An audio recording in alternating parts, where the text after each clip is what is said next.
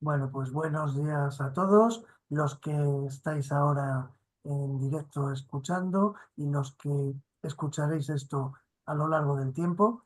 Hoy tenemos la suerte de contar con el doctor Alberto Palmero para la charla de hoy dentro del quinto ciclo de conferencias de Sociemat.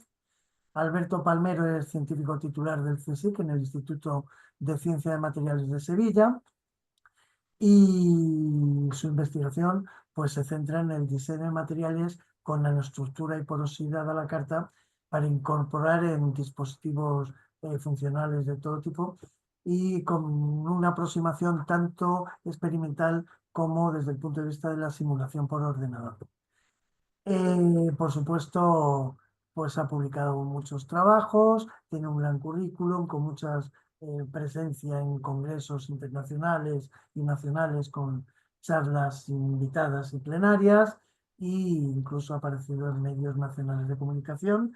Las demás pertenecen a una red muy activa dentro de Sociemat, que es la red de Ciencia y Tecnología de Superficies, de CITES, y además es miembro de la Junta de Sociemat, así que es bien conocido por todos vosotros.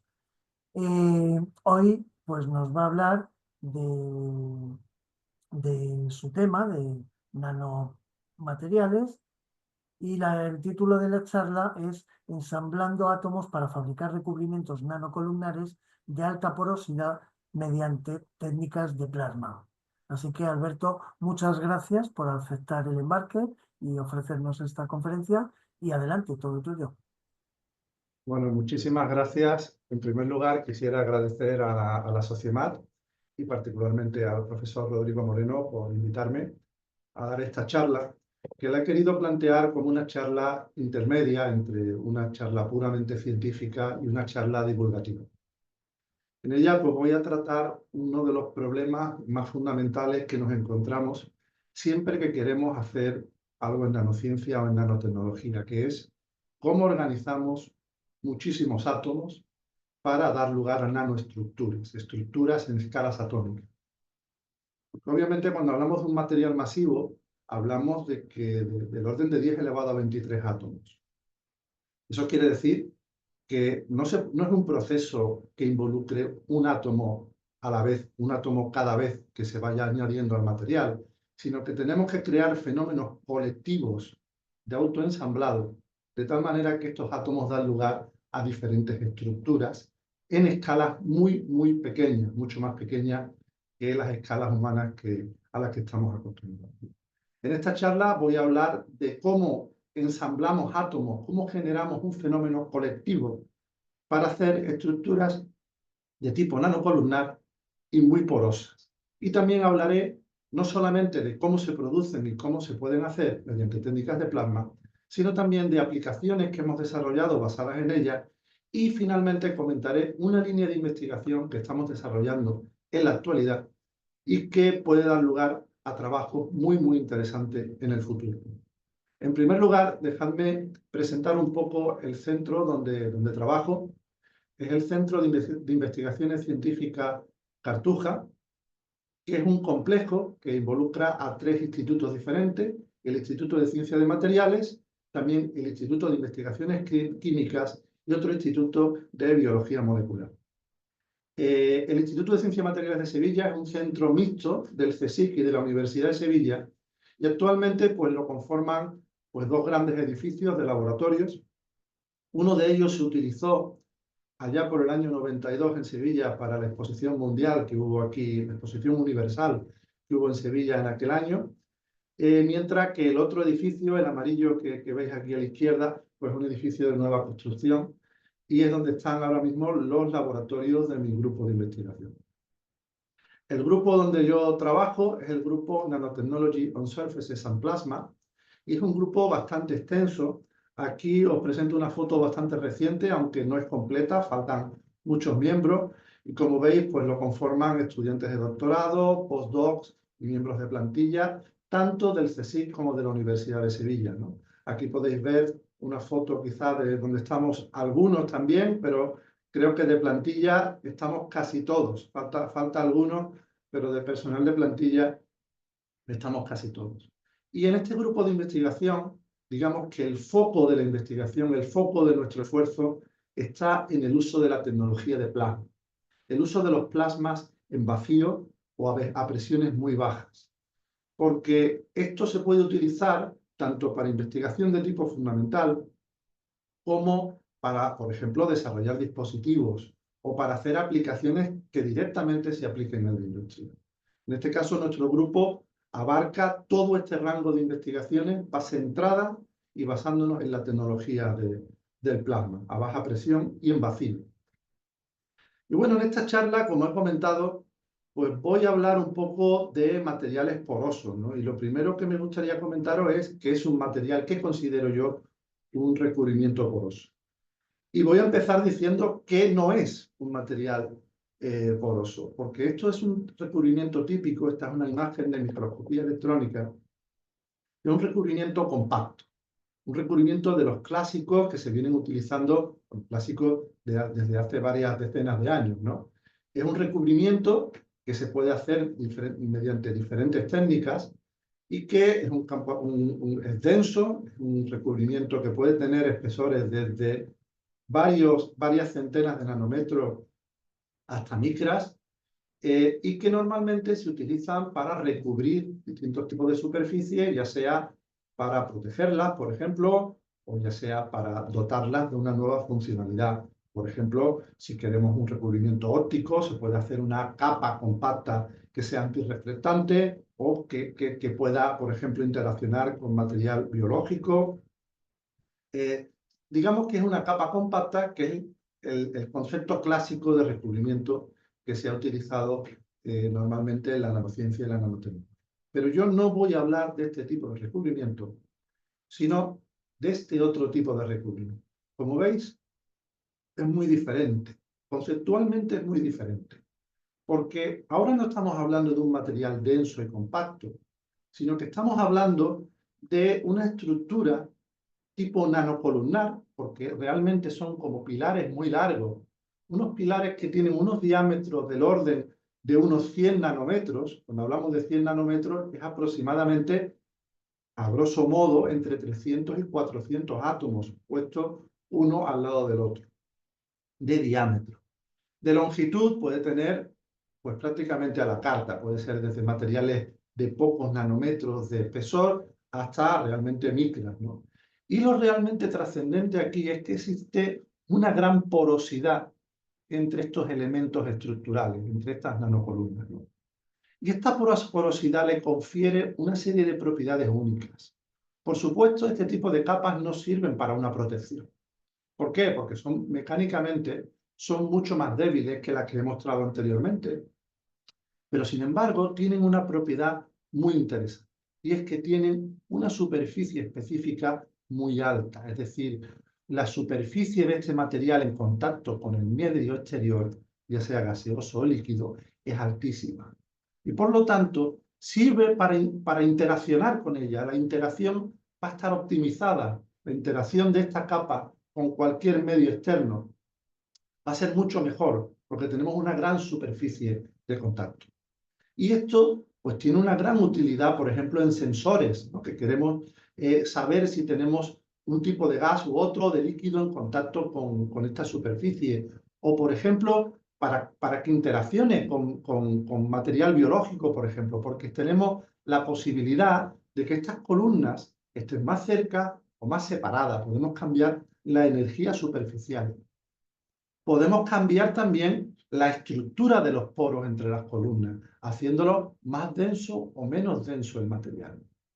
Y todo eso le confiere una serie de propiedades únicas que anteriormente en los recubrimientos compactos pues no se tenían.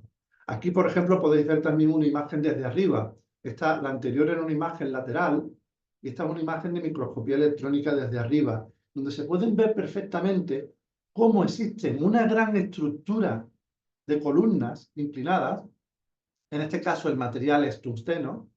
El diámetro típico de estas columnas, estamos hablando que es en torno a 100, 200 nanómetros, y que entre ellas hay grandes poros. E incluso entre estas mismas columnas se puede vislumbrar lo que son restos de otras columnas que han intentado crecer en medio de ella, pero cuyo crecimiento se paró en algún momento de la deposición.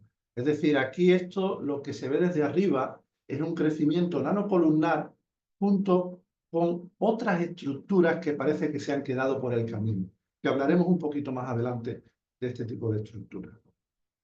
Aquí, por ejemplo, os pongo 3 ejemplos de estructuras nanocolumnares. Aquí vemos las nanocolumnas inclinadas, nanocolumnas verticales, que se hacen rotando el sustrato. Ahora veréis la técnica en particular. Incluso se pueden hacer estructuras nanocolumnares en forma de hélice, ¿no? Y como he dicho anteriormente, este tipo de estructuras son muy interesantes porque podemos cambiar la densidad del material. Y por lo tanto también, en el caso de recubrimientos con propiedades ópticas, el material poroso forma un medio efectivo junto al aire que llena los poros. Y por lo tanto podemos cambiar el índice de refracción del medio efectivo. Tenemos una gran superficie específica que nos permite interaccionar de manera óptima con un medio exterior. Podemos cambiar la energía superficial, podemos hacer que interaccione con un medio biológico. Disponemos de una gran conectividad entre los poros, lo que hace que podamos introducir fluidos a través de estos poros y hacer las aplicaciones en microfluídica. También el tamaño típico de estas estructuras, cuando trabajamos con metales, pues son las típicas que producen plasmones, que son interacciones entre las nubes electrónicas que absorben determinadas longitudes de luz, longitudes de ondas de luz, de tal manera que le pueden conferir una especie de unas propiedades ópticas, por así decirlo, ¿no? También podemos infiltrarle moléculas activas, es decir, un material que ofrece muchísimas posibilidades. La primera pregunta que aparece cuando yo os presento estas imágenes es ¿cómo se pueden fabricar? O sea, ¿cómo puedo yo, disponiendo de 10 elevado a 23 átomos, cómo consigo que esos átomos se ensamblen y formen y se autoorganicen formando estas estructuras nanocolumnares porosas y encima siendo yo capaz de modificar la distancia entre estas estructuras, siendo yo capaz de modificar la conectividad de la red porosa? Es decir, ¿cómo consigo yo que los átomos se ensamblen de esta manera, ¿no? Y para ello voy a ir primero a un problema conceptual. Y os voy a presentar aquí una pequeña simulación de un Tetris. Un Tetris es la imagen más fácil para entender cómo se pueden generar este tipo de estructuras. Aquí lo que veis es una serie de átomos que están cayendo sobre una superficie plana. Estos átomos se ponen inicialmente en una posición aleatoria y se lanzan contra la superficie, siempre siguiendo la misma dirección y de una manera oblicua, siguiendo siempre el mismo ángulo de incidencia sobre la superficie. Con este Tetris tan simple podemos observar un fenómeno muy interesante. Y es que en los estadios iniciales de crecimiento tenemos lo que vemos ahora, es decir, los átomos llegan a la superficie, los bloques en este caso llegan a la superficie de una manera aleatoria, hasta el momento en que se empiezan a formar ciertos montículos, que son fluctuaciones estadísticas debido a la llegada aleatoria de estos bloques a la superficie. Y ahora, gracias al ángulo de llegada detrás de estos montículos, se crea una zona sombreada, una zona donde estos átomos que llegan no pueden depositarse directamente porque llegan de manera oblicua y cualquier átomo que vaya a depositarse detrás de estas estructuras acaban depositándose en la misma estructura. Y esto crea un fenómeno muy interesante porque viene a decir que cualquier montículo que se forme generará una zona de sombra detrás, de tal manera que ningún átomo puede llegar a esa zona de sombra, que se deposita en el montículo y que crecerá ese montículo. Y mientras más grande sea el montículo, más grande será la sombra y más rápido crecerá. Esto genera un proceso competitivo como el que estamos viendo aquí. Son estructuras separadas por la zona de sombra de cada montículo que van creciendo de manera homogénea, pero separada por grandes huecos. Ese es el principio funcional de la autoorganización atómica que da lugar a las nanocolumnas separadas por grandes estructuras porosas. ¿Cuáles son, por lo tanto, las tres condiciones específicas que necesitaríamos reproducir en nuestro laboratorio? Bueno, pues por un lado, necesitamos que las especies que llegan a una superficie sigan una dirección similar de movimiento. No queremos que haya dispersión en la llegada. Queremos que todos sigan la misma dirección de movimiento. Queremos que la incidencia sea a lo largo de un ángulo oblicuo. No queremos que sea perpendicular a la superficie, siempre oblicuo. Y en tercer lugar, una necesidad meramente de evitar cualquier tipo de difusión. Queremos que los átomos que se depositan en un montículo no se difundan posteriormente a la zona sombreada. No queremos que haya movilidad para que justamente existan esos poros que separen las columnas. Y por lo tanto necesitamos trabajar a temperaturas relativamente bajas. ¿Cómo de bajas? Bueno, pues hay lo que se llama un diagrama de fases que relaciona este tipo de movilidad con la temperatura de fusión del material en particular. Y la condición que normalmente se requiere para evitar este tipo de movilidad es que la temperatura de trabajo dividido por la temperatura de fusión del material sea inferior a 0,3. Luego tenemos estos tres principios que necesitamos para hacer estructuras o idealmente las estructuras que he presentado anteriormente en ese Tetris, ¿no? Y que queremos reproducir en nuestro laboratorio con átomos. ¿Cómo se hace? Bueno, hay una técnica que se conoce desde hace más de un siglo, que es la técnica de evaporación por haces de electrones.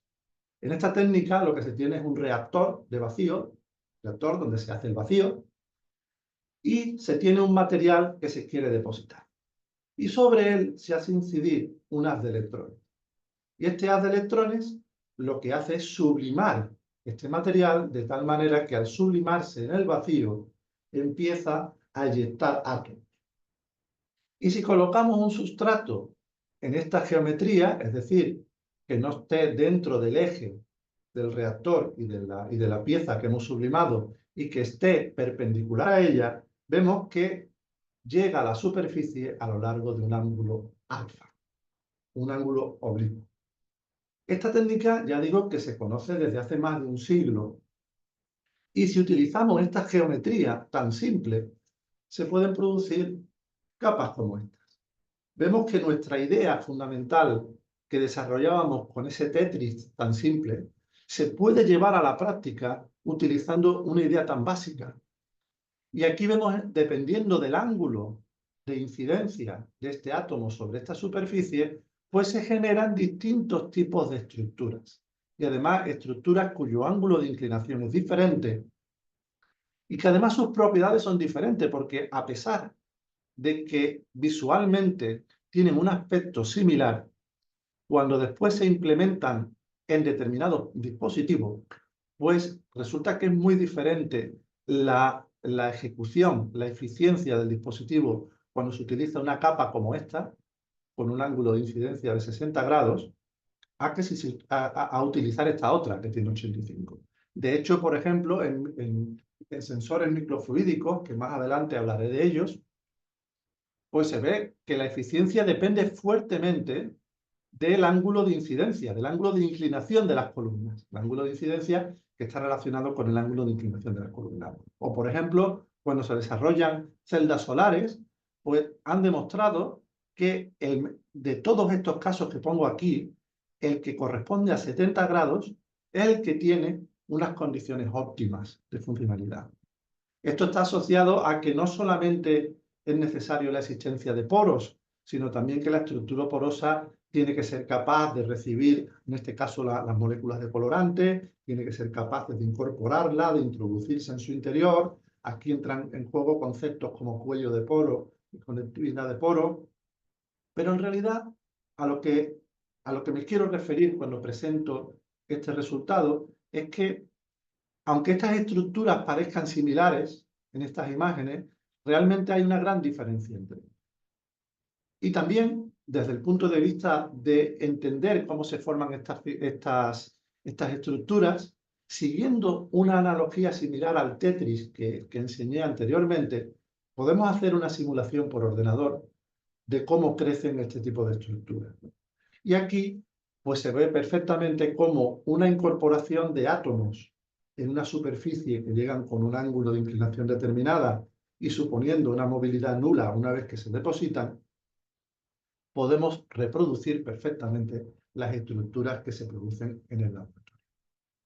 Sin embargo, esta técnica, bueno, aquí tengo que añadir que este tipo de software que he comentado anteriormente, este tipo de simulaciones, nuestro grupo de investigación tiene un software que desarrollamos y que tenemos disponible de uso libre y que se lo pueden bajar de la página web que tenemos de aplicaciones y que de desarrollo de aplicaciones informáticas y que realmente se ha aplicado en muchísimos trabajos. Aquí os muestro un ejemplo de, por ejemplo, el crecimiento de óxido de silicio, el SEN, la imagen de microscopía electrónica frente a la simulación, y aquí tenemos, por ejemplo, otra perspectiva de la imagen junto a la simulación.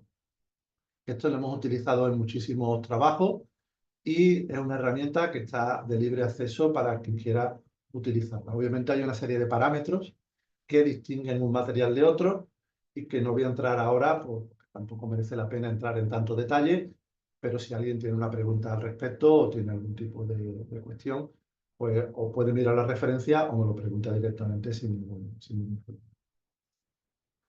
Lo que decía antes es que la técnica de evaporación, aunque es muy fácil de entender desde un punto de vista fundamental en términos del Tetris que presenté al principio, lo realmente importante es llevar esa idea a sistemas un poquito más avanzados, como es en este caso de la técnica de magnetron sputtering que se realiza en un reactor de vacío. ¿Por qué? Porque la técnica de evaporación, a pesar de que se conoce desde hace más de 100 años, tiene un uso bastante restringido a nivel industrial. Y además, por las propias características de las superficies que se crecen, tienen que ser siempre muy pequeñas, porque si no se tiene una gran inhomogeneidad en las propiedades de la película, en términos del ángulo de llegada y en términos del espesor de la película que se crece.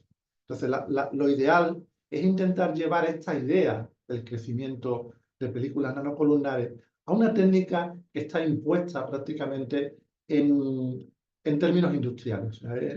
En términos de aplicaciones industriales, la técnica de magnetron sputtering se utiliza pues prácticamente para casi todo a nivel industrial, y en los centros de investigación también es una técnica que se utiliza muchísimo, no solamente para estudios fundamentales, sino también para desarrollar dispositivos. En este caso os muestro, arriba a la izquierda, un reactor, que es el que tenemos aquí en el Instituto de Ciencias de Materiales, que es donde realizamos nuestros experimentos. Esto es un reactor de vacío, donde hacemos en principio el vacío con unas bombas y después somos capaces de introducir distintos gases, como pueden ser argón, oxígeno o el gas que en principio quisiéramos, ¿no? A presiones relativamente bajas. Dentro de este reactor tenemos un material que es el que queremos depositar en forma de lámina delgada y se coloca dentro de lo que es una cabeza de magnetron. Es un elemento por el que vamos a introducir potencia electromagnética y generar un plasma dentro de este reactor. Aquí podéis ver la imagen de lo que se ve dentro del reactor.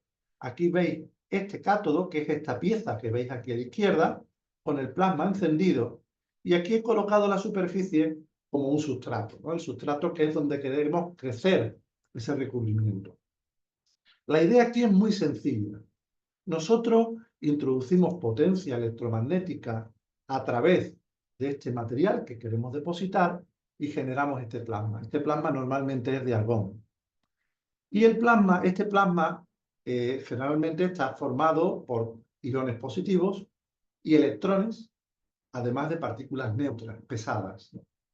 Y el efecto que se da cuando uno introduce la potencia electromagnética a través del blanco es que los iones positivos se aceleran fuertemente hacia el blanco, lo golpean y producen la pulverización, la eyección de átomos que forman parte del blanco, que tras pasar por el plasma se depositan en un sustrato. Obviamente esto que acabo de comentar es una simplificación, porque ya aquí mismo podéis ver que el plasma en la superficie del blanco, de este material que queremos depositar, que llamamos blanco, no es homogéneo. Y eso se debe a que detrás de este elemento pues hay una serie de imanes que se utilizan para confinar a los electrones y de tal manera que el plasma sea más estable y que se pueda producir a presiones cada vez más bajas. Pero bueno, no voy a entrar en esos prolegómenos. Simplemente aquí lo importante es que el plasma es una fuente de energía que consigue erosionar el blanco de tal manera que los átomos del blanco pasan a través del plasma y se pueden depositar en el sustrato. Esta técnica es muy interesante para hacer los recubrimientos nanocolumnares que os he presentado anteriormente, y es un trabajo que empezamos hará unos 10, poco más de 10 años, 10, 15 años, empezamos a trabajar en ello en colaboración con el Instituto de Micro y Nanotecnología de Madrid. Aquí, esta técnica es ideal porque, para empezar, el plasma que se genera aquí es el llamado plasma frío. Un plasma frío es aquel en el que la energía electromagnética que se cede es principalmente absorbida por los electrones del plasma. Y estos electrones, cuando absorben esa energía, la ceden a las partículas pesadas mediante colisiones que producen excitaciones en los estados electrónicos o ionizaciones. Pero rara vez producen cambios en movilidad, en velocidad o en vibración o en rotación. Es decir, la temperatura de las partículas pesadas del plasma sigue siendo la temperatura ambiente, a pesar de que los electrones puedan tener una temperatura altísima debido a su interacción con la fuente de potencia electromagnética.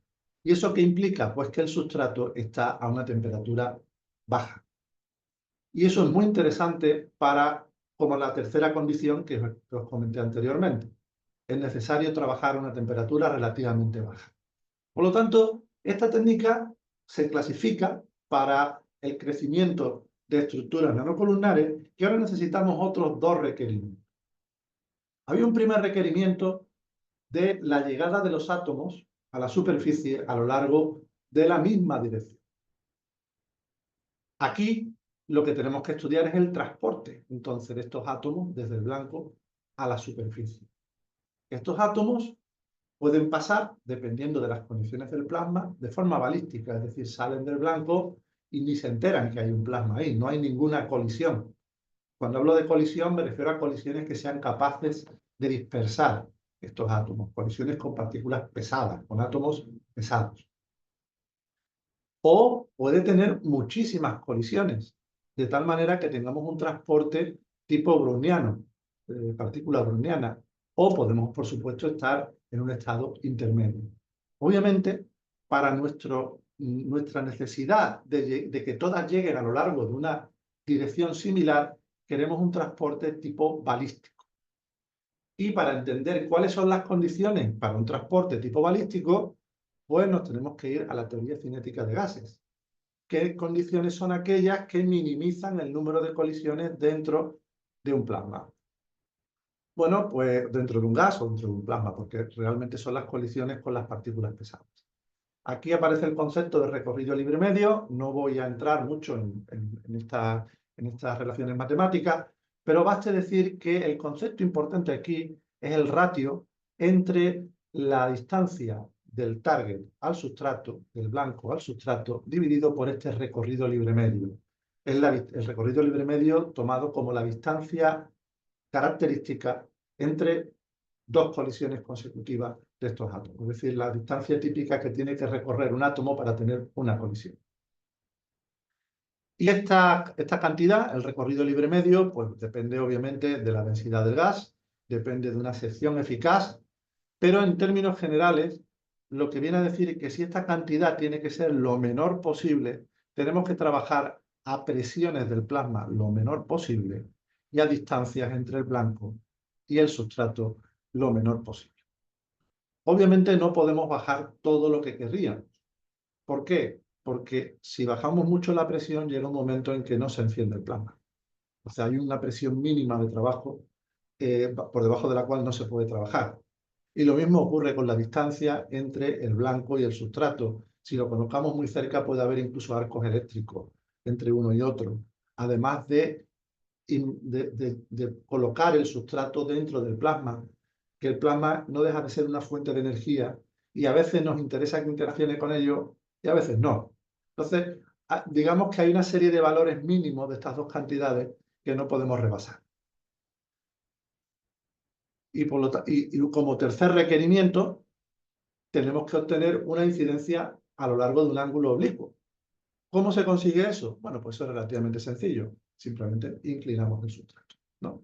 Esta fue la idea que hará unos 10-15 años nos llevó a probar esta geometría en los sistemas de magnetron sputtering en un reactor como este, el que tenemos aquí en el Instituto de Ciencias de Materiales de Sevilla, que os muestro en su interior. Por ejemplo, aquí tenemos el blanco, que podéis ver que en este caso era de titanio, este blanco. Podéis ver que el blanco no es homogéneo, sino que tiene un desbastado a lo largo de este radio. Ese es el fenómeno que os comentaba antes del confinamiento magnético y que los electrones no son, que el plasma no es homogéneo y que justamente produce el plasma y que la película, el sustrato que queremos recubrir, pues se coloca en este portasustrato que es rotable. Podemos rotarlo y por lo tanto podemos cambiar el ángulo de incidencia. Luego ya sabemos las condiciones. Temperatura baja, que es inherente a esta técnica, al menos que lo calentemos externamente. Tenemos que trabajar a presiones bajas y a distancias bajas entre el blanco y la película. Y tenemos que rotar la película a ángulos relativamente altos para que la incidencia sea lo más oblicua posible. Esto nos llevó a crecer, por ejemplo, películas nanocolumnares de oro. Utilizamos el oro inicialmente, trabajamos a una presión relativamente baja y podemos ver perfectamente cómo, variando el ángulo de incidencia, pasábamos de una película prácticamente constante, compacta, cuando el ángulo de incidencia era de 60 grados, a una película nanocolumnar, cuando el ángulo de rotación y de incidencia, en este caso, es 85 grados centígrados. 85 grados, perdón, que es el ángulo de incidencia. Esto además lo pudimos simular por ordenador para entender el mecanismo de crecimiento, encontrando pues una perfecta explicación a la formación de estas estructuras. En este caso no es un problema de Tetris, como ocurría antes con evaporación, sino también que es un problema de transferencia de energía, porque los átomos que llegan a la película tienen una cierta cantidad de energía y cuando se depositan pueden llegar a inducir procesos de movilidad directamente por la colisión, ¿no? tras el impacto de la llegada. Pero bueno, teniendo en cuenta esos procesos que no voy a entrar aquí, pues pudimos reproducir el crecimiento de estas películas nanocolumnares por magnetron. Aquí, por ejemplo, os muestro una película de platino que hicimos también siguiendo esta receta que acabo de desarrollar aquí con ustedes, ¿no? Y que abrió la puerta a utilizar la técnica de magnetron sputtering a numerosas aplicaciones de recubrimientos nanocolumnares y de alta porosidad. Y también, por ejemplo, aquí tenemos una película de titanio. Una película de titanio donde aparecen las nanocolumnas bien separadas. Tenemos un diámetro del orden de los 100 nanómetros, distancias típicas intercolumnares del orden de los 100 nanómetros. Y basándome en esta imagen voy a pasar a una primera aplicación que buscamos basándonos en esto. Porque en este caso de titanio la idea era muy interesante. El titanio es un material que se conoce muy bien porque es biocompatible. Se utiliza muchísimo, por ejemplo, en implantología. Y se conoce en la literatura, pues que hay un insecto, la cicada, que tiene las alas que son antibacterianas. Antibacteriana significa que las bacterias no tienen una gran adhesión y que les cuesta mucho proliferar en su superficie. Y el motivo por el que estas alas son famosas es porque están nanoestructuradas, es decir, la propia naturaleza ha creado nanoestructuras en el ala de esta cicada. Y como veis, la estructura pues, está formada por una serie de pilares que están separados entre sí, distancias típicas de unos 100 nanómetros, que se parece muchísimo a las estructuras de titanio que hemos crecido en el laboratorio. Aquí veis la estructura y aquí la veis en escala para que veáis lo que se parece. Es decir, el titanio es un material biocompatible. La pregunta es, ¿podemos hacerlo también antibacteriano? Esto sería es un problema realmente interesante desde el punto de vista de las aplicaciones en implantología. ¿Por qué? Porque normalmente cuando tenemos un implante, cuando se coloca un implante en un paciente, normalmente el sistema inmune humano tarda varios días en aceptar ese implante y protegerlo. Y durante ese tiempo, cualquier cultivo bacteriano que pueda haber en ese implante empieza a crecer. Y además no tiene ningún tipo de restricción a su crecimiento. Y realmente hay una carrera. Hay una carrera. Por un lado está el cultivo bacteriano que quiere crecer y por otra parte está el sistema inmune que intenta incorporar el implante a la protección, ¿no?, de nuestro cuerpo. Y dependiendo de quién gane, pues así se dan distintas situaciones. Si gana el sistema inmune, con ayudas de antibióticos, por supuesto, pues digamos que el implante se acepta, ¿no? El cuerpo acepta el implante y el titanio se acaba integrando dentro del hueso y acaba integrándose dentro de nuestro cuerpo. Pero si gana el crecimiento bacteriano, se forma lo que se llama el biofilm, que es una capa bacteriana que puede ser resistente incluso a antibióticos.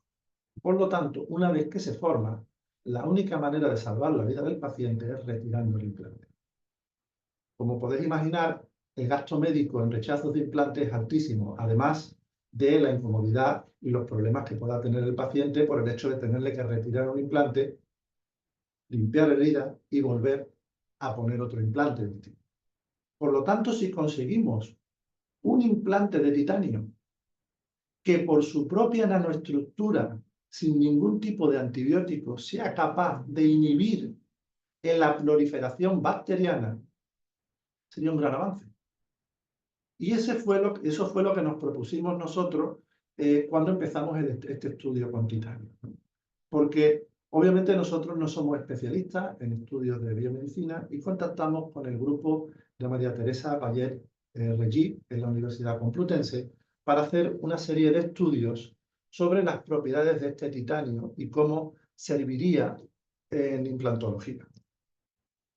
Lo que nos propusimos nosotros fue recubrir, en primer lugar, lo que son las piezas de ajuste, las piezas que se utilizan también para ajustar los implantes al hueso, ¿no? Son piezas de largo tamaño, no son piezas de 1 centímetro cuadrado, y aquí es donde se demuestra la potencia de la técnica del magnetron sputtering, de la pulverización catódica, porque estas piezas difícilmente se podrían recubrir con sistemas nanocolumnares, con recubrimientos nanocolumnares, mediante la técnica de evaporación.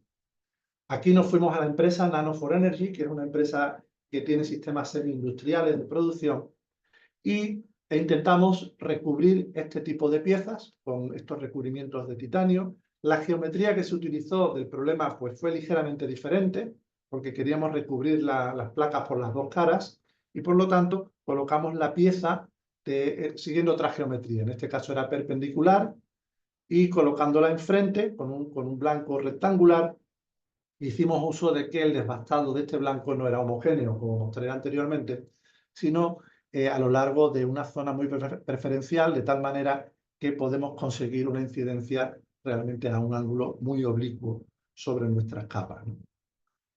Cuando hicimos este trabajo, que obviamente no fue en 2 días, porque tuvimos que hacer mucha preparación y contactar con diferentes especialistas en el área, lo primero que encontramos es que cuando teníamos discos, en este caso de una aleación de titanio, aluminio, vanadio, y otra que es el material típico de un implante, y otra titanio, aluminio, vanadio con recubrimiento de titanio nanoestructurado, lo primero que pudimos apreciar era un cambio de color, claro, ¿no?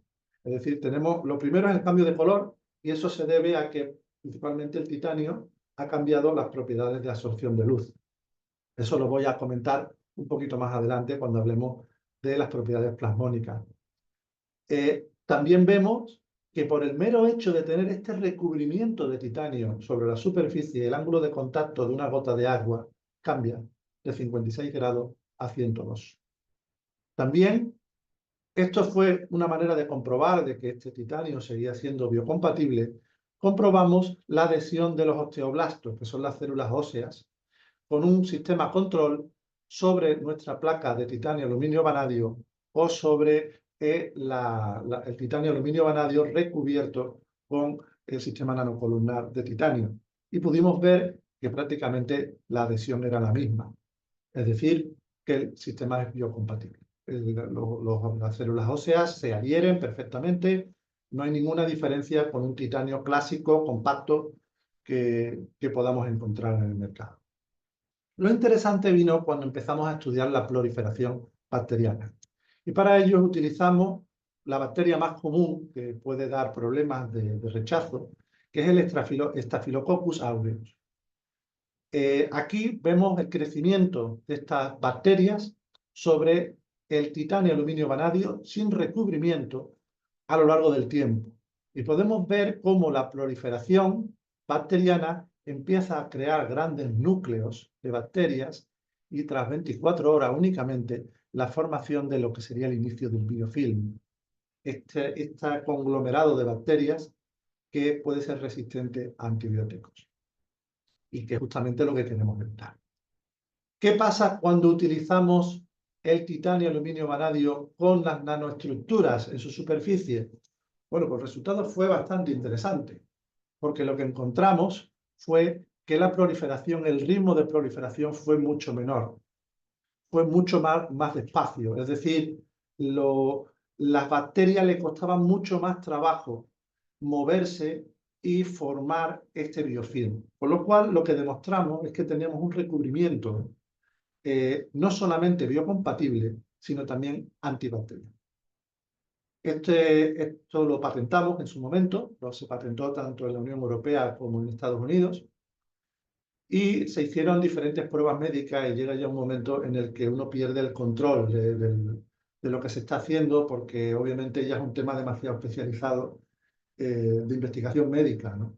Hasta donde yo sé, hace varios años estaban haciendo pruebas en ratones, pero realmente no sé ahora mismo en qué estadio está esta investigación en su uso práctico. Obviamente hay multitud de problemas que hay que solucionar, multitud de test que hay que pasar para que realmente esto llegue al mercado, ¿no? Y además existen requerimientos adicionales sobre las propiedades mecánicas, por ejemplo, que tienen que tener una resistencia o unas capacidades mecánicas similares al hueso, cosa que aquí, por ejemplo, no se ha estudiado, y otra serie de problemas. Pero realmente este fue un descubrimiento que hicimos hace aproximadamente una década, quizá un poco menos, y que dio lugar a diferentes patentes y a un desarrollo posterior, aunque ya ahí a los científicos de materiales, pues bueno, se nos va un poquito de las manos porque ya hablamos de temas puramente médicos, ¿no? Otra aplicación, basándonos en esta idea de los materiales nanocolumnares, son los llamados los metales negros. Y es que anteriormente comenté que los tamaños típicos de estas nanocolumnas generan plasmones. Los plasmones son pues, las nubes electrónicas que pueden haber en el material, que por su propia forma, su propia frecuencia de movimiento dentro del material, son capaces de absorber determinadas longitudes de onda de la luz. Y aquí podemos ver, por ejemplo, una película de oro que se ha crecido mediante la técnica de magnetron sputtering, de pulverización catódica. También, en este caso, se rota el sustrato porque lo que se busca es que crezcan lo más verticalmente posible. Y podemos ver cómo en función del ángulo de incidencia, pues las características morfológicas de estas nanocolumnas son muy diferentes. Y que además el color directamente se podía apreciar dependiendo de este ángulo, si era 87 o 75, cambiaba completamente el color de la capa, simplemente por variar el tamaño de la nanocolumna. Y lo realmente interesante aquí era que había casos, en el caso de 87 grados de incidencia, en que prácticamente absorbía la radiación en la parte casi visible y casi entrando ya en el infrarrojo. lo que podría utilizarse este material como un absorbedor de radiación que tiene pues gran aplicación actualmente, ¿no? Este también es un procedimiento que patentamos también hace algo más de una década y que realmente creo que al final no llegó a ningún sitio la patente, pero bueno, ahí quedó, ¿no? El descubrimiento y la posibilidad de utilizar este tipo de recubrimientos para producir absorbedores de radiación. Otro ejemplo de aplicación de este tipo de estructuras lo constituyen los sensores microfluídicos. Aquí voy a comentar someramente el problema. Esto lo hizo un colega mío en mi grupo de investigación. Se basa en la idea de los reflectores de Bragg, los cristales fotónicos, que consisten en una estructura multicapa periódica de materiales de bajo y alto índice de refracción. Cuando uno utiliza un sistema tal y como este, uno encuentra que la transmitancia del material, la transmitancia óptica, pues prácticamente tiene una ventana donde se refleja gran cantidad de luz. En la transmitancia, lo que no se transmite se refleja o se absorbe. Y lo realmente interesante es que cuando se introduce un defecto en esta estructura multicapa, aparece lo que se llama un pico resonante. Un pico, aquí en la transmitancia, en esta zona, en esta ventana, que es extremadamente sensible a cualquier cosa que ocurre dentro de este sistema multicapa. La idea fundamental aquí era tener un sistema multicapa poroso, tal y como este que muestro aquí. Le metemos fluido por su interior, el fluido va a cambiar los índices de refracción de estas capas y por lo tanto va a producir un pequeño movimiento de este pico resonante. De tal manera que si seguimos la pista de este pico resonante, somos capaces de detectar propiedades de este fluido, como su densidad. Aquí veis un ejemplo del dispositivo. Aquí veis, por ejemplo, la película y cómo se consiguió pasar el fluido por el interior de la película. Y, por ejemplo, la respuesta de este pico resonante cuando se introdujo agua en su interior, ¿no? Y se ve cómo este pico se ha desplazado de tener aire a tener agua. Si se introduce tolueno, vemos que este pico se desplaza todavía más. Si se introduce etanol, se desplaza otra cantidad. De tal manera que, por ejemplo, uno puede diferenciar fácilmente distintos tipos de Coca-Cola, por ejemplo, o de Aquarius, perfectamente dependiendo de la posición del pico. Se puede hacer fácilmente por las diferentes densidades del material, obviamente sin gas. Sin gas, ¿no? También podemos diferenciar distintos tipos de aceites, ¿no? Este fue un trabajo que publicó un colega mío en el año 2016 y que, bueno, permitió medir densidades de líquidos mediante métodos ópticos. Por último, dentro del mundo de las aplicaciones, quisiera comentar un desarrollo que estamos haciendo en la actualidad sobre lo que se llaman los sistemas termocrómicos. Este sistema está basado en lo que es el dióxido de vanadio, que es un material muy interesante, porque tiene una transición de fase a una temperatura muy baja. Una transición de fase de semiconductor a metal. Cuando digo temperatura baja, digo una temperatura nominal de unos 68 grados centígrados. Y pasa de ser transparente para la luz visible y la luz infrarroja a ser opaco únicamente para la parte infrarroja de la luz. Es decir, se puede hacer un filtro de radiación infrarroja que depende de la temperatura del material.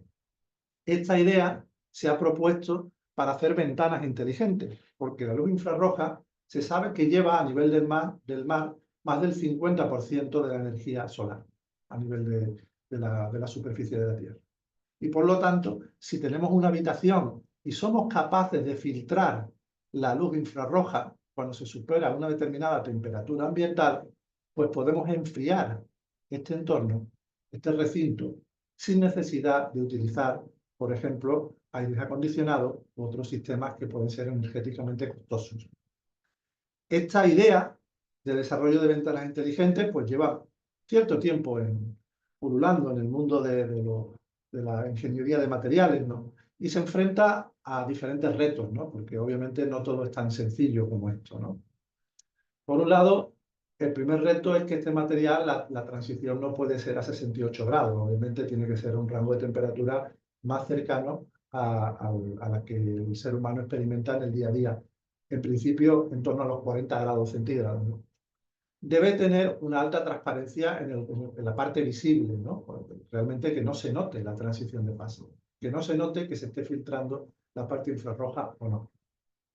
Queremos además que dentro de toda la química compleja que existe entre el vanadio y el oxígeno, queremos formar el dióxido de vanadio, que es el material que realmente tiene el comportamiento termocrómico y que realmente es difícil porque el vanadio y el oxígeno puede formar muchísimas fases que son termodinámicamente estables.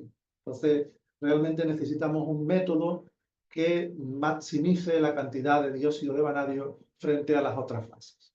Y por último, un problema que es el que voy a comentar ahora, que necesitamos que el VO2, el dióxido de vanadio, cristalice a baja temperatura. Y esto es debido a que queremos hacer ventanas. Y al hacer ventanas, pues uno necesita utilizar materiales típicos que se utilizan en ventanas.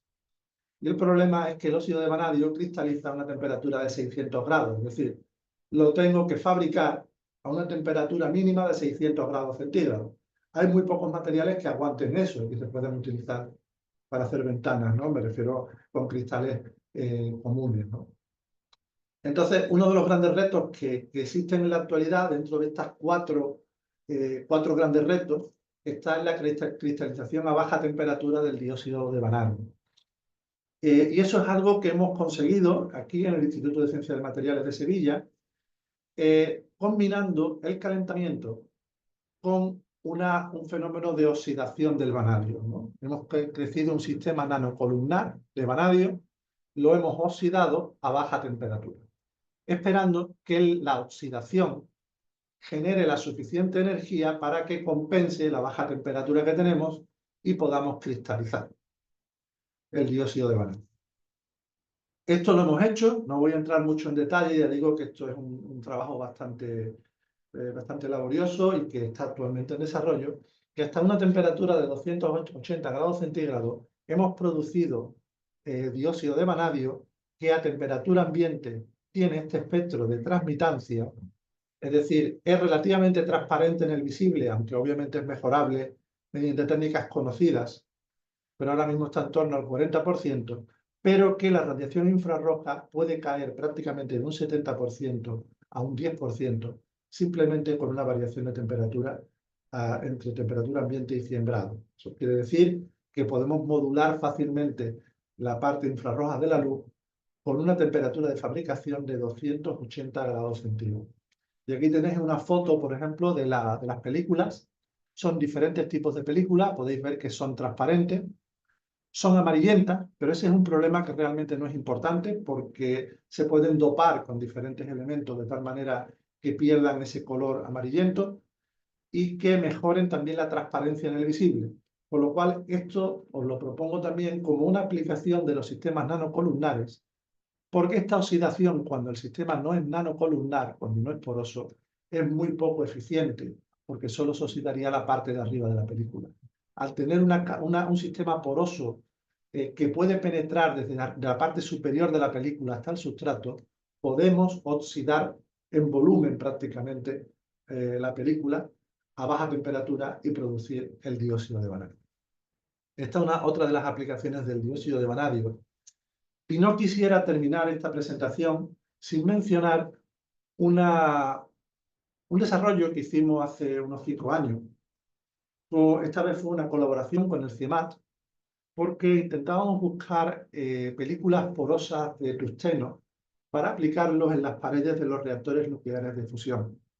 La idea era utilizar la red porosa del tungsteno para crear un sistema para que fluyese el litio líquido por capilaridad, por estas redes porosas, de tal manera que ese litio líquido pudiera refrigerar el plasma y nos permitiera controlar la reacción de fusión nuclear. En esta investigación, que no voy a comentar porque tampoco merece ahora el tiempo, lo que encontramos fue que dependiendo de las características del sustrato encontrábamos cosas muy diferentes. Por ejemplo, cuando el sustrato era completamente plano, encontrábamos este sistema clásico que ya os comentaba anteriormente. Sin embargo, cuando utilizábamos acero inoxidable de grado industrial, encontrábamos que estructuras nanocolumnares que crecían en las zonas donde se creaban islas, ¿no? Parecía que la topografía del sustrato estaba afectando fuertemente donde crecían las nanocolumnas. Por ejemplo, cuando tratábamos con papel de lija, esta superficie, y creábamos estas líneas, estos surcos en el material, las nanocolumnas tendían a seguir estas estructuras, ¿no?, de líneas, ¿no? E incluso cuando teníamos, por ejemplo, con chorro de arena, que creábamos una superficie completamente irregular, generamos una película utilizando la geometría de ángulo oblicuo, llegando a la incidencia oblicua que comenté anteriormente, este otro tipo de estructura. Y esto nos resultó tremendamente interesante en su momento, porque este tipo de estructuras se generan bajo las mismas condiciones, es decir, en las condiciones de crecimiento de la película delgada era exactamente la misma en todas ellas. Lo que cambiaba era la topografía del sustrato.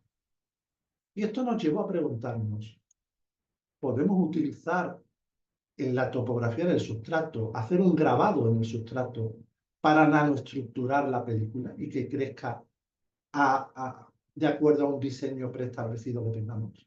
Esa era la pregunta que queríamos responder. Y nos pareció de especial interés porque las estructuras nanocolumnares parecen ser únicamente un caso particular del crecimiento ángulo oblicuo que os he presentado anteriormente. Lo primero que hicimos fue hacer una simulación por ordenador para intentar entender el papel que jugaba la topografía del sustrato.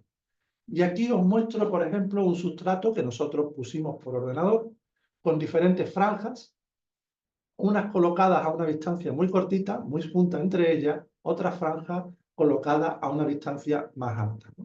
Y entonces empezamos a depositar ángulo oblicuo en este sustrato. Arriba lo hacemos sobre el sustrato con patrón, abajo lo muestro si el sustrato es plano. Y lo que encontramos en primer lugar es que en los primeros estadios de crecimiento, la película tendía a crecer, las columnas tendían a crecer en las partes más altas del sustrato, es decir, tanto en todos los montículos que poníamos nosotros, ahí aparecían estructuras, tanto en las que estaban más separadas como en las que estaban más juntas. Que cuando se crecía sobre un sustrato plano, no aparecía absolutamente nada, aparecía un crecimiento nanocolumnar típico como los que yo os he mostrado anteriormente.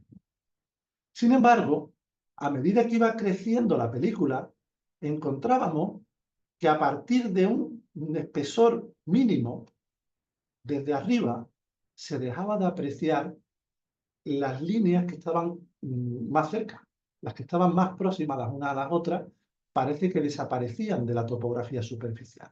Aquí se sigue viendo en la parte lateral, pero desde arriba, aquí se ha perdido toda la información de lo que había en el sustrato, del patrón que había en el sustrato. A este espesor le llamamos el espesor del olvido, porque es el espesor necesario para que lo que había en el sustrato dejara de tener influencia. Sin embargo, vemos que las líneas que estaban más separadas todavía son apreciables. Si continuamos el crecimiento y comparamos lo que pasa arriba y lo que pasa abajo, sobre plano, vemos cómo poco a poco se van desdibujando las estructuras de tal manera que llegamos a un nuevo espesor de olvido, esta vez para las estructuras más separadas, de tal manera que prácticamente es indistinguible el crecido sobre el sustrato con patrones que el material crecido sobre el sustrato plano. Esto nos lleva a pensar que siempre que estemos por debajo de ese espesor del olvido, podemos hacer películas delgadas nanoestructuradas de acuerdo a un patrón que grabemos en el sustrato. Y ese es un resultado que nos llevó a hacer una serie de experimentos. Ese experimento os lo voy a poner ahora, voy a ir rápido, no tengo mucho tiempo. Lo que hicimos fue lo siguiente: cogimos un sustrato de silicio y mediante una técnica bien conocida, grabamos un cierto patrón en el sustrato.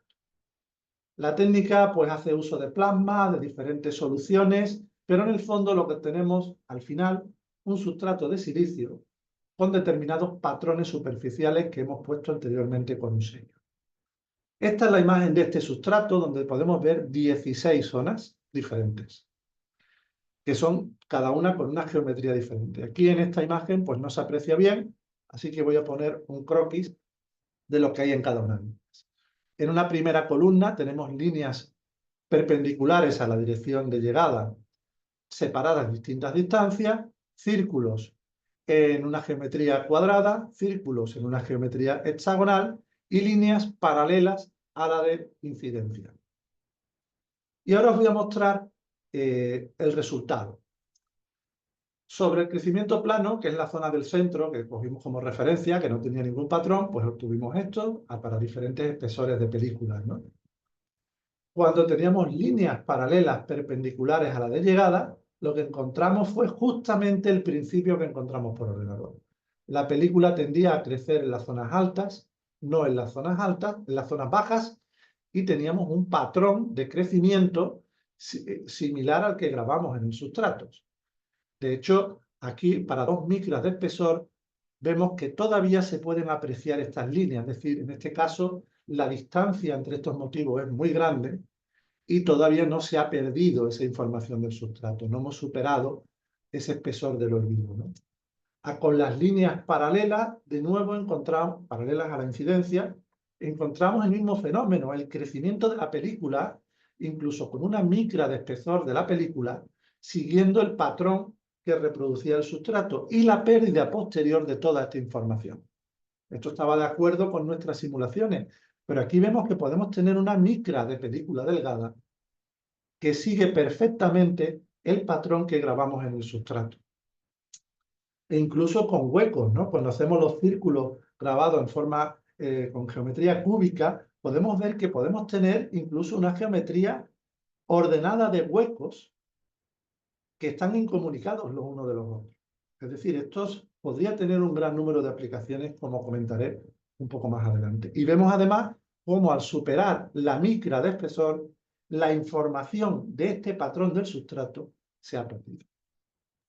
De acuerdo a nuestras simulaciones. Ejemplos que muestro de estructuras que encontramos y que, bueno, pues fue un descubrimiento bastante interesante porque esto es un método de nanoestructuración completamente nuevo. Y esto no son estructuras nanocolumnares, aunque se utilicen las mismas condiciones de crecimiento nanocolumnar. Aquí vemos estructuras de líneas paralelas, distancias superiores a la micra, en este caso distancias de 100-200 nanómetros. Aquí podemos ver incluso una imagen isométrica de cuando crecemos sobre las líneas grabadas en el sustrato y la película crecida encima. Y podemos ver las nanocolumnas que crecen justamente en la zona más alta, mientras que dentro de este surco no se ha depositado absolutamente nada. En las condiciones de líneas paralelas a la incidencia podemos ver también un fenómeno bastante parecido. Aquí otra vista isométrica donde podemos ver el sustrato, aquí, del surco, y la película colocada encima, ¿no? O sea, estos son todas estructuras novedosas, estructuras de huecos bien ordenados, crecidos tal y cual aparecen aquí. Es decir, esto no se ha crecido la película y se ha tratado posteriormente. Esto ha crecido. Los átomos se han autoorganizado de acuerdo a este patrón. En este caso vemos diferentes ejemplos de nuevo de cómo aparecen para determinados espesores estas estructuras y quisiera comentar este último caso, que son estructuras de huecos. Bueno, pues termino, ¿vale? Termino. Huecos bien ordenados, cruces bien ordenadas, que tienen su origen también en el patrón, nanopilares bien ordenados y por lo tanto, bueno, todo lo que vengo a comentar con todo esto es que se abre la puerta a un nuevo sistema de nanoestructuración basado en grabar patrones en el sustrato mediante técnicas de láser, por ejemplo, o mediante otro tipo de técnicas. Y por lo tanto, como conclusiones para esta charla, quisiera concluir diciendo que, bueno, he mostrado que las técnicas de vacío y de plasma pues, son adecuadas para inducir un cierto comportamiento colectivo de autoorganización de los átomos para que den lugar a estructuras porosas. que hemos demostrado que la topografía del sustrato puede influenciar fuertemente el crecimiento y generar nuevas nanoestructuras que no se producirían sobre sustratos planos. Hemos hecho también que crecimiento sobre placas que son de largo tamaño, de gran tamaño, y que esto pues no se puede conseguir mediante técnicas de evaporación, por ejemplo, hace falta técnicas de magnetron sputtering, y hemos presentado diferentes aplicaciones de estas películas, ¿no? Y espero que haya servido para ilustrar una línea de investigación que estamos llevando y que espero sea de vuestro interés y, por supuesto, estoy abierto a cualquier tipo de preguntas y de aclaración que necesitéis. Muchísimas gracias y perdonad si me he extendido más del tiempo estipulado. Bueno, muchas gracias a ti, Alberto. Es que ha estado apasionante y me daba apuro cortarte. Solo era para orientarte que los 40 minutos se quedan atrás. Pero bueno, es que ha sido apasionante y además es que, claro, hacéis unas cosas muy chulas y con unas microestructuras que son realmente impresionantes. Entonces, bueno, pues a ver si hay alguien del chat que quiera intervenir y hacer alguna pregunta.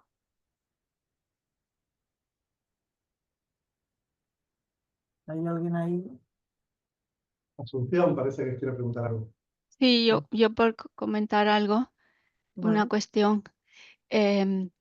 Cuando habéis hecho los hilos de vanadio, el target era vanadio. ¿Habéis Sí, usado sputtering reactivo? sí. Está teniendo ¿Y reacción. cómo influye? O sea, que tenéis algo adicional ahí, el oxígeno, y además, o sea, ¿habéis usado oxígeno algo? O sea, mezcla de oxígeno con el... Sí, claro. Sí, la Esto, idea es ir con subóxido, de tal manera que lo que tenemos es el target de vanadio y lo oxidamos parcialmente. La idea era producir un material amorfo, un subóxido amorfo, y a partir de la oxidación de este material, de este subóxido amorfo, producir el VO2 cristalino. Esa era la idea. ok, ok. ¿Más preguntas? Yo tenía muchas preguntas de los sustratos también, pero luego es verdad que al final has ido resolviendo muchas de las dudas. Y, y bueno, y además con esto que decía Asun, pues también. En el caso, por ejemplo, de las titanias y todo esto, ¿qué haces? ¿Sustratos de titanio o de metal o con qué A ver, cuando, por ejemplo, en el caso de los implantes, intentamos utilizar, a ver, los sustratos para los análisis de laboratorio utilizamos silicio, dopado, o bien en caso de propiedades ópticas, pues suele ser cuarzo. Pero para desarrollar, por ejemplo, hacer pruebas en condiciones más realistas, intentamos utilizar los sustratos que realmente se utilizan, pues ya sea acero inoxidable o una aleación de titanio, aluminio, vanadio. Intentamos ir a los tipos de sustratos clásicos que se suelen emplear para ese tipo de aplicaciones. Obviamente, muchas veces necesitamos, por ejemplo, caracterización por microscopía electrónica, ¿no? Y ahí es necesario, o bueno, es conveniente que el sustrato sea lo más conductor posible. Entonces, ahí lo que intentamos es trabajar siempre con dos sustratos. Uno, el que realmente sirve para la aplicación, y ponemos al lado suya otro sustrato que no sea conveniente para la caracterización posterior, ¿no? Pero eso, normalmente trabajamos sobre silicio dopado. Trabajamos sobre cuarzo también, que esos son los dos sistemas, por así decirlo, uno transparente y otro no transparente. Y ya después, dependiendo de la aplicación, pues nos vamos al acero inoxidable, nos podemos ir a vidrio también, por ejemplo, en el caso del vanadio. Podemos irnos a diferentes tipos de sustratos. Pero como referencia, esos dos, silicio y cuarzo. Es que, claro, el vidrio también se me ocurre que para aplicaciones ópticas podréis diseñar multitud de aplicaciones y de microestructuras para muchas cosas variopintas, directamente sobre el vidrio, modificando la textura en la superficie. De hecho, hay grupos que trabajan generalmente sobre vidrios y el gran problema que encuentran es la difusión de especies que después acaban dopando la película que tú creces encima. Especies que en principio no son deseadas y que como forman parte del vidrio, pues acaban difundiendo a la película, ¿no? Ese es un problema también muy interesante y el vidrio nosotros la verdad es que hemos hecho bastante poco. Hemos hecho la parte del vanadio simplemente como prueba de concepto, pero realmente hemos trabajado poco en vidrio. Pero hay reportes en la literatura de científicos que han hecho trabajos sobre vidrio, y ahí el principal problema es la difusión de especies desde el vidrio hacia la capa, de tal manera que a veces puede ser beneficioso incluso ese dopado, pero a veces no. Entonces hay que tener mucho cuidado y trabajar a lo mejor con capas que actúen de barrera, por ejemplo, en medio. También es llamativo la increíble variación de propiedades en función del ángulo de incidencia, como decías. Supongo que ahí jugáis con lo que tapa, con las sombras que provoca el depósito que se va formando, claro. ¿Y cuáles son los parámetros que están influyendo ahí? ¿Qué hay? ¿Difusión? ¿O hay los átomos que van cayendo o que no caen? ¿O el tamaño de la sombra, el espesor? ¿Cuáles son los parámetros críticos? Esa es una gran pregunta, porque obviamente yo he puesto aquí una fotografía muy simplificada del problema. Realmente decir que todos los átomos son balísticos o que todos los átomos se difunden de manera browniana, eso obviamente es una aproximación. Normalmente tiene una fracción de átomos balísticos y después vas a tener otra fracción de átomos que llegan desde diferentes direcciones. Y el efecto de ambos es muy diferente. Mientras que el primero, los balísticos, te van a generar las estructuras nanocolumnares perfectamente definidas, los otros le van a dar un carácter esponjoso. Es decir, van a generar como estructuras tipo esponja alrededor de la nanocolumna.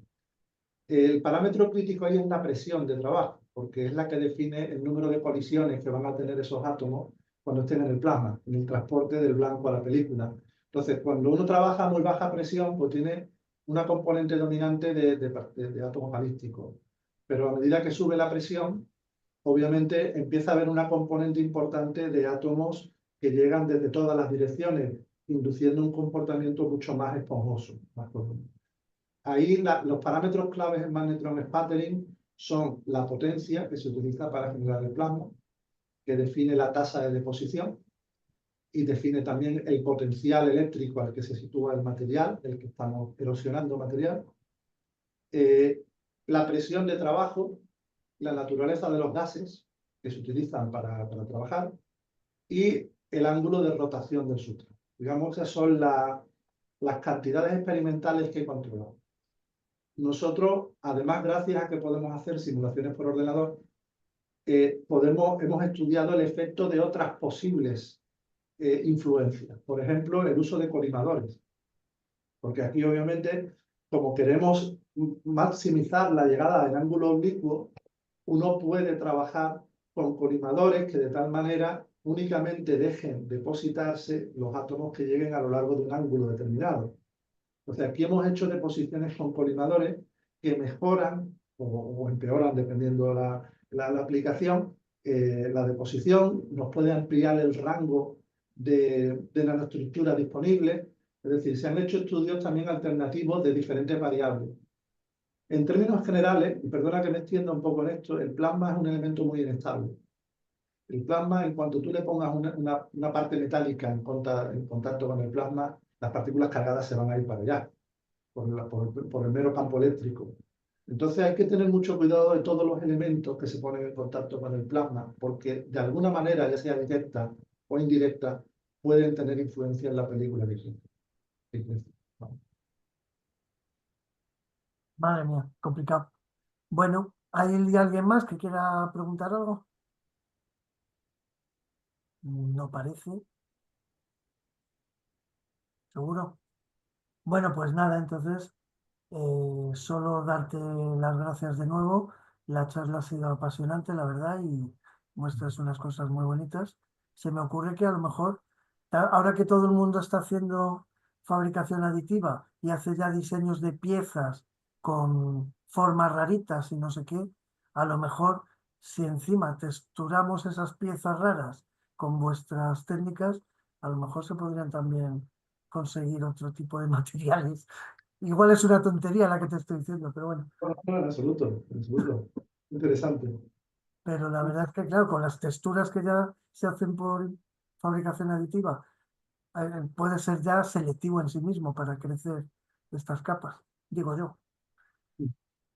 Bueno, pues gracias de nuevo, Alberto.